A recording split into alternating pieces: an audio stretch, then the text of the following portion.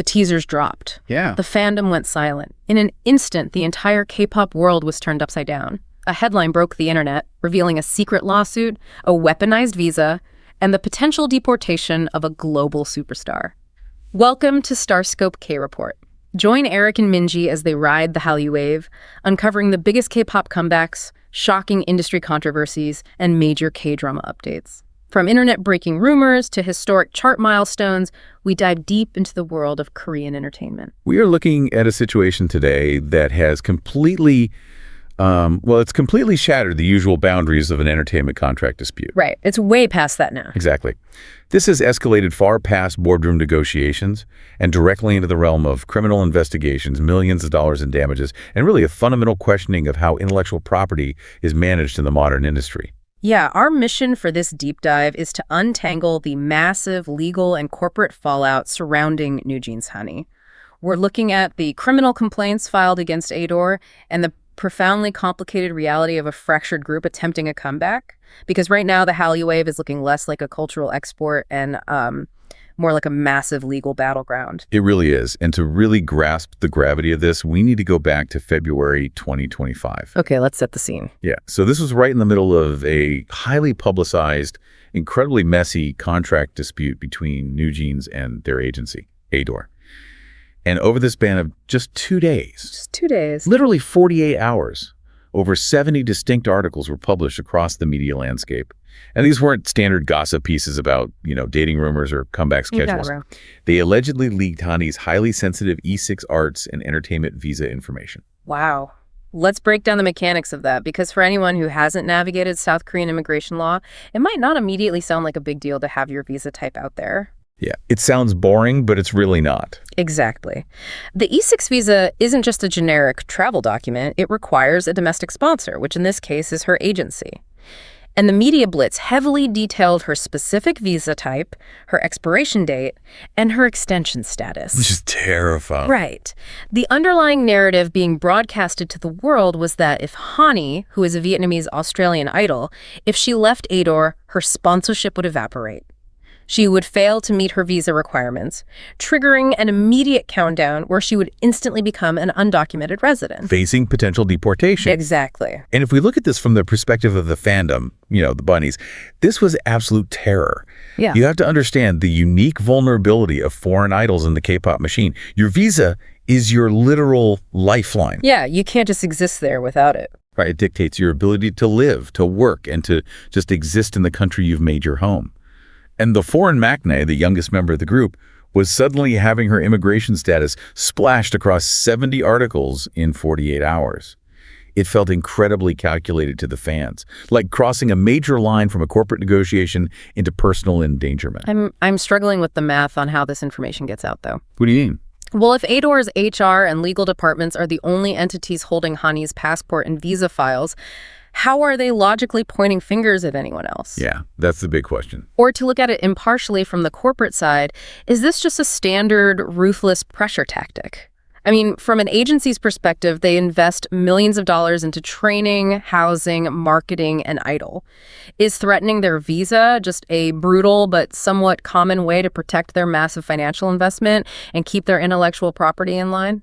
And that tension right there between human vulnerability and corporate investment is exactly what sparked the legal firestorm. Mm-hmm. Because if you're a company holding the keys to an artist's livelihood, and suddenly those proprietary keys are on the front page of every tabloid, the burden of proof naturally falls on the agency to explain the breach. Right. They have to say how it happened. Exactly. Whether it was a rogue employee or a targeted PR leak to gain leverage, or an external hack, the fact remains that highly protected government data was weaponized in the press.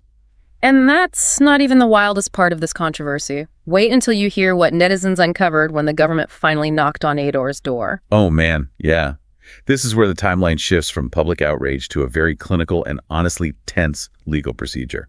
Because the public demanded answers, so official bodies had no choice but to get involved. Let's look at the factual breakdown of how this escalated. So in July of 2025, a cultural critic named Kim Song-soo filed a formal criminal complaint regarding the leak. Fast forward a year to August 10th, 2026, And the Yongsan police station actually summoned his lawyer for questioning to advance the probe. Which means it's serious. They're actually investigating. Yeah, they're moving on it. Yeah. But concurrently, a dedicated fan took matters into their own hands and filed a civil complaint directly with the Personal Information Protection Commission, or the PIPC. Good for them, honestly. Yeah, and according to the PIPC's August 16th response, ADOR had quietly, privately denied being the source of the leak. Privately denied it.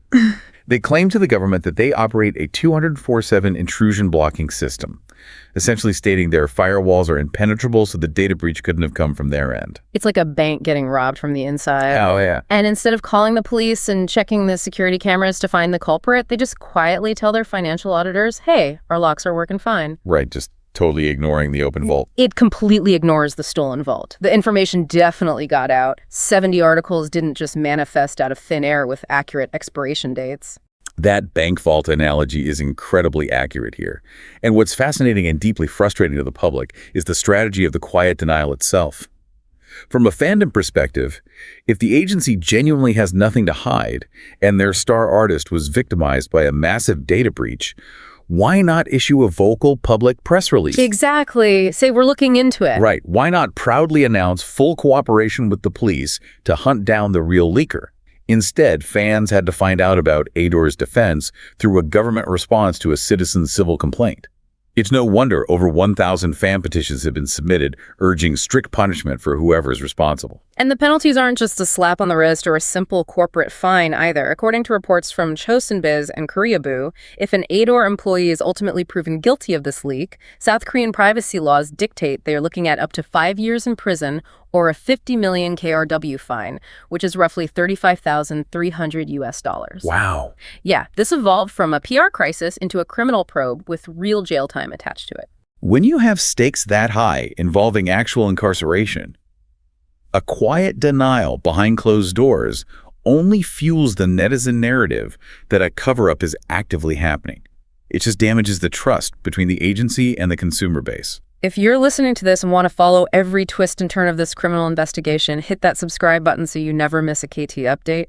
We are tracking every single legal filing because the implications here change daily. We really are, because while the visa leak is a massive legal hurdle on its own, it is playing out against the backdrop of an even larger structural earthquake in the industry. The absolute fracturing of the group itself and the shattered hopes of an OT5 reunion. The broken OT5 dream. We need to zoom out and look at the broader industry context because the timeline is staggering. It really is. Back in October 2025, a Seoul court ruled that the NewJeans contracts were legally valid until 2029.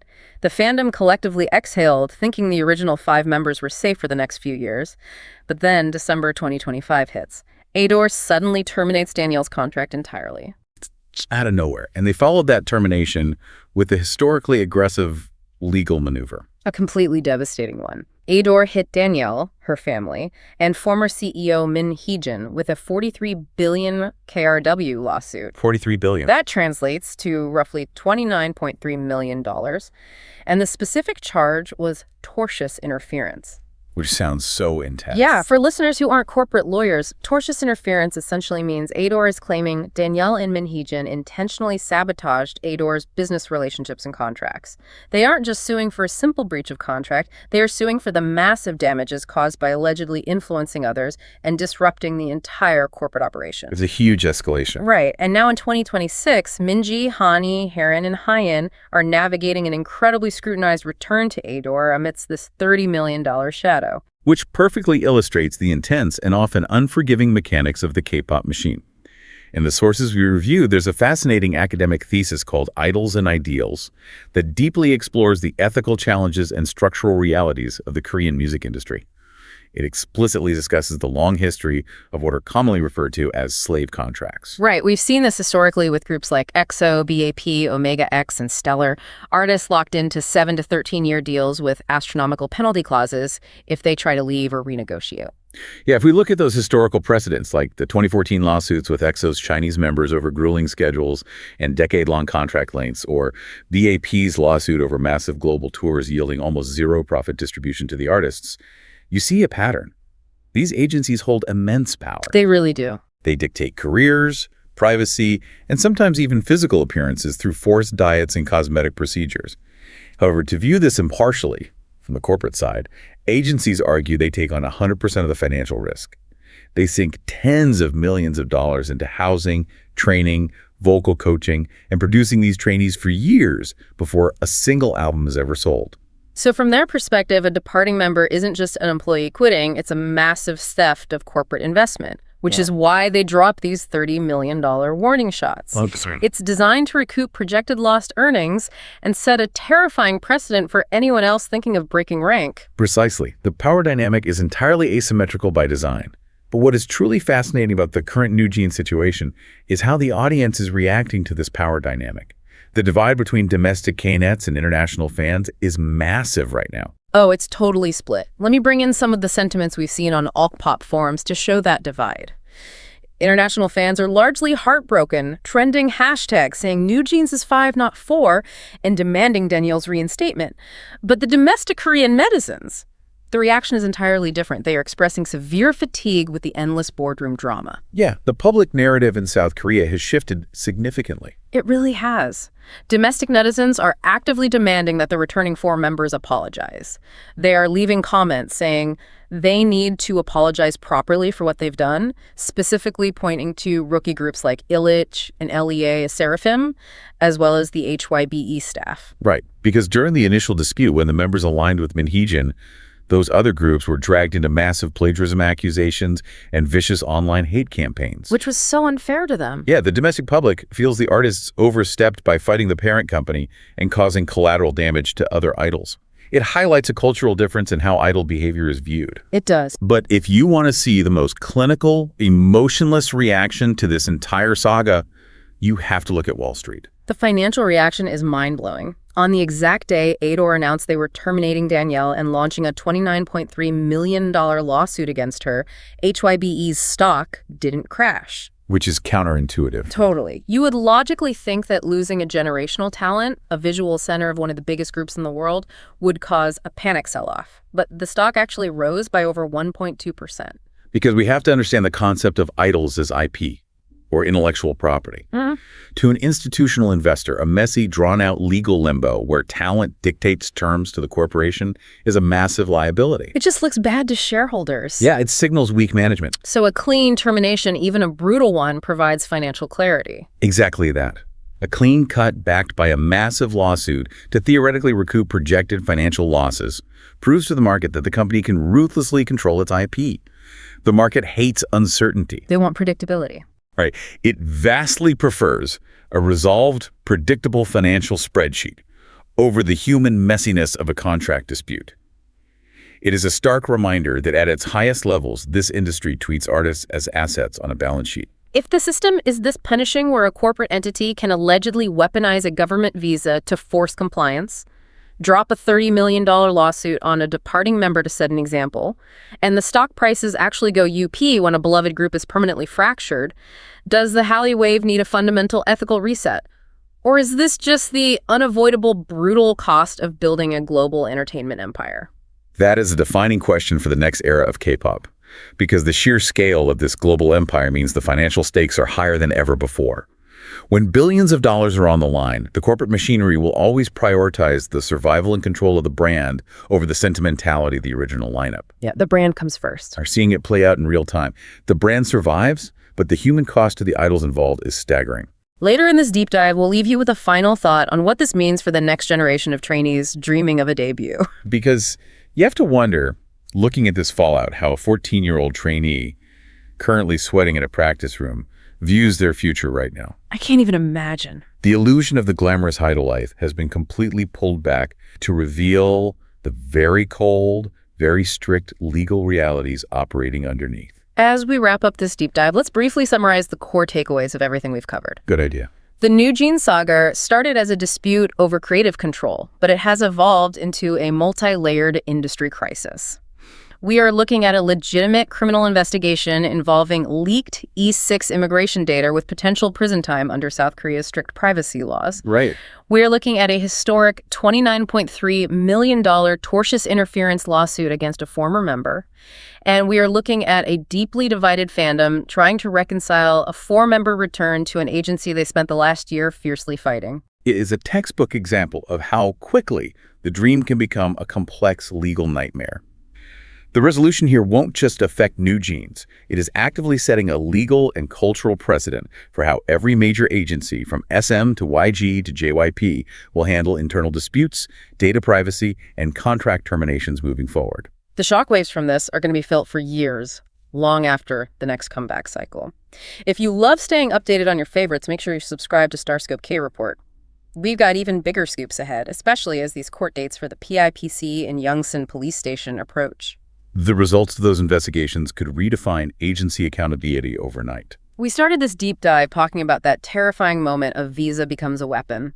So I want to leave you with this final provocative thought to mull over. If a multi-million-dollar agency can allegedly weaponize a foreign idol's government visa to keep them in line, what other invisible levers of control exist behind the scenes that the fandom never, ever sees? It definitely forces you to question the reality behind every perfectly polished comeback. You've been listening to StarScope K-Report, where Eric and Minji bring you the stories shaping K-pop, K-dramas, and the global Hallyu wave. Thanks for tuning in, and don't forget to subscribe for more stories that keep the stars shining.